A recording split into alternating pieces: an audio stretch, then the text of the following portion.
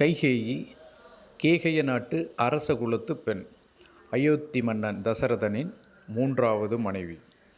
பரதனின் தாய் நற்குணங்கள் நிரம்ப பெற்றவள். தன் மகன் பரதனை காட்டிலும் ஸ்ரீராமனிடம் மிகுந்த அன்பு செலுத்தியவள். இன்னும் சொல்லப்போனால் கோசலை தன் மகன் இராமனை நேசிப்பதை விட கைகேயி ராமனை பிரியமுடன் நேசித்து வளர்த்தாள். ஸ்ரீராமனுக்கு என்ன வேண்டும், எது பிடிக்கும் என்று தெரிந்து வைத்திருப்பவள் கைகேயி. கோசலை பெற்ற பிள்ளையை கைகேயி ஊட்டி வளர்த்ததால் அவள் பிள்ளை பரதன் தானே வளர்ந்தான். கைகேயிக்கு நிகராக ராமன் மீது அன்பை வைத்திருந்தான் பரதன். மிதிலையில் ராமனுக்கு திருமணம் நடந்தபோது என் மகன் ராமனுக்கு திருமணம் என்று பெருமகிழ்ச்சியுடன் ஓடோடி சென்றவள்தான் இந்த கைகேயி.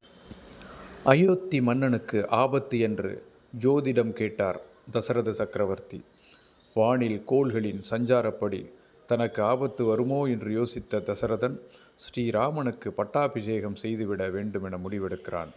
சித்திரை மாதம் புஷ்ய நட்சத்திரத்தில் ராமனுக்கு பட்டாபிஷேகம் செய்ய நாள் குறிக்கப்பட்டது.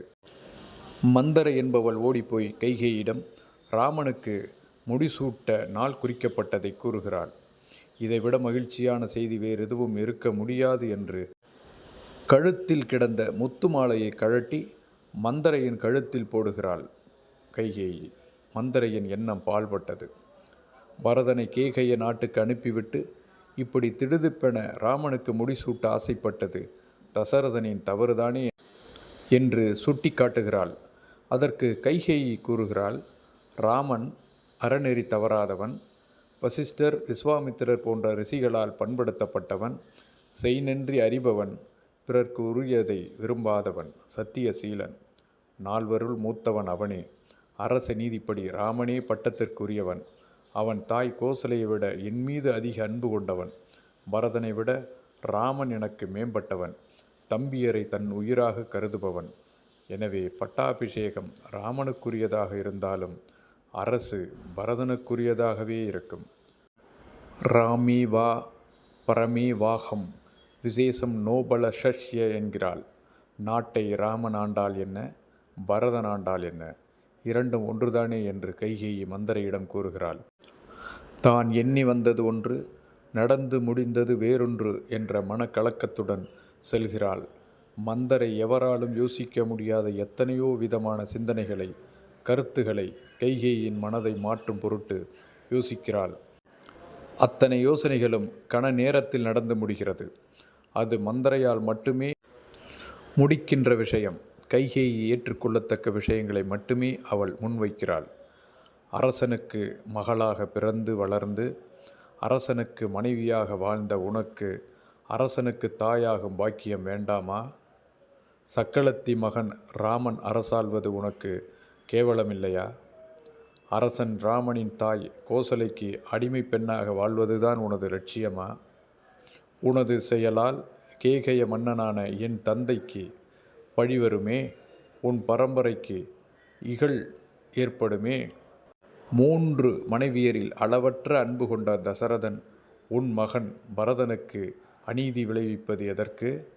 பரதன் இல்லாத சமயம் ராமனுக்கு பட்டாபிஷேக நாள் குறிப்பது துரோகமில்லையா? முன்பொரு நாள் தசரதன் உனக்களித்த வரங்களை மறந்துவிட்டாயா? அவற்றை இப்போது பெற்று உன் ரணங்களை ஆற்றிக்கொள். ராமன் காட்டுக்கு போக வேண்டும், பரதன் நாட்டை ஆள வேண்டும். 2 வரங்களை தசரதனிடம் பெற்று நீ அரச மாதா ஆக வேண்டும். இதுவே எனது விருப்பம். மந்தரையின் தீயுரையால் ஒன்றுமறியா சிறுமி போல ஆகினாள் கைகேயி. குடத்து பாலில் துளி விஷம் கலந்தது போல நற்குணவதியை பால்படுத்தினாள் மந்தரை. ராமன் மீது அளவற்ற அன்பு கொண்டிருந்த கைகேயினுடைய மனம் நஞ்சு கலந்தது. துர்போதனையால் கர்வம் தலைக்கேறிய கைகேயி உள்ளம் தடுமாறுகிறாள். மந்தரையை பாராட்டி பொன்னும் பொருளும் பரிசாக அளிக்கிறாள். பரதனுக்கு நான் பெற்ற தாய் இன்று அரசை அவனுக்கு பெற்று தந்ததால் அரசன் பரதனுக்கு நீயே தாய் என்று மந்தரையை போற்றி புகழ்ந்து அவனது மதியுகத்தை பாராட்டுகிறாள் கைகேயி. தனது எண்ணம் ஈடேறியது குறித்து மட்டற்ற மகிழ்ச்சி அடைகிறாள் மந்தரை. முன்பொரு முறை நடைபெற்ற போரில் தசரதனுக்கு பேருதவி புரிந்து கண்ணும் கருத்துமாக காற்றவள் இந்த கைகேயி. அது தசரதன் மனதில் மற்ற மனைவியரை விடவும் தனி இடத்தை இவளுக்கு பிடித்து கொடுத்தது. மகிழ்ச்சியடைந்த தசரதன், உனக்கு 2 வரங்களை கேள் என்றான். தேவைப்படும் போது கேட்டு வாங்கிக் கொள்கிறேன் என்று கைகேயி கூறிவிட்டாள். அப்போது தேரில் அச்சாக இருந்து தசரதனை காப்பாற்றினாள் கைகேயி என்றும், தேவர்களுக்கும் தசரதனுக்கும் ஏற்பட்ட போரில் தசரதனுக்கு உதவி செய்தவள் கைகேயி என்றும், கைகேயி வயிற்றில் பிறக்கும் மகனுக்கே முடிசூட்டுவேன் என்றும், ராம லட்சுமணர் பிறப்பதற்கு முன்பே கேகய மன்னனிடம் சத்தியம் செய்திருந்தாள் தசரதன் என்று பலவாறாக வரலாறுகள் காணப்படுகின்றன. எது எப்படியோ தசரதன் தருவதாக சொன்னார். 2 வரங்களையும் ராமன் பட்டாபிஷேகத்திற்கு நிறுத்தி காட்டுக்கு செல்லும் பொருட்டு கேட்டு வாங்கினாள். அது தசரதனுக்கு காலில் முள்ளை புடுங்கிவிட்டு கூறிய வேலை பாய்ச்சது போல் இருந்ததாம். ராமனை பட்டாபிஷேக நாள் குறிக்கப்பட்டது கூறியவளே கைகேயிதான். முடிசூட்டும் நாளன்று கைகேயின் நல்ல பண்புகளை புகழ்ந்து சீதையிடம் கூறிவிட்டு லக்குவணரோடு அரண்மனை அடைகிறான் ஸ்ரீராமன். அங்கே கைகேயி, தசரதன், அமைச்சர் முதலானோர் இருக்க, தசரதன் தன்னை வரவேற்காமல் பேசவும் செய்யாமல் உணர்வு மயங்கிய நிலையில் இருப்பதை பார்க்கிறான் ராமன். உடனே கைகேயி ராமனிடத்தில் சொல்கிறான், அரசர் பேசும் நிலையில் இல்லை. முன்பு எனக்களித்த வரங்களை இப்போது கேட்டதால் வருத்தமடைந்திருக்கிறார். அவர் எனக்களித்த வரங்களின்படி நீ 14 ஆண்டு தண்டகாரண்யம் சென்று துறவியாக வாழ வேண்டும். பகைவரில்லாத இந்நாட்டை பரதன் ஆள வேண்டும். இதை நீ ஏற்றி நடப்பது அழகு. அதுவரையில் அரசர் உண்ணவும் உடுத்தவும் செய்யார் என்று கூறுகிறாள் கைகேயி ராமனிடத்தில். ராமன் மனக்கலக்கமின்றி, தங்கள் உளப்படியே நடக்கட்டும் தாயே, கவலை வேண்டாம். பரதனுக்கு முடிசூட்ட ஏற்பாடு செய்யுங்கள். அரசர் ஆணையிடாததால் தங்கள் ஆணைப்படியே காட்டுக்கு செல்வேன் என்று மயக்க நிலையில் இருந்த தசரதனிடமும் கலக்கமின்றி கைகேயிடமும் சொல்லி அரண்மனை விட்டு வெளியேறுகிறான் ராமன்.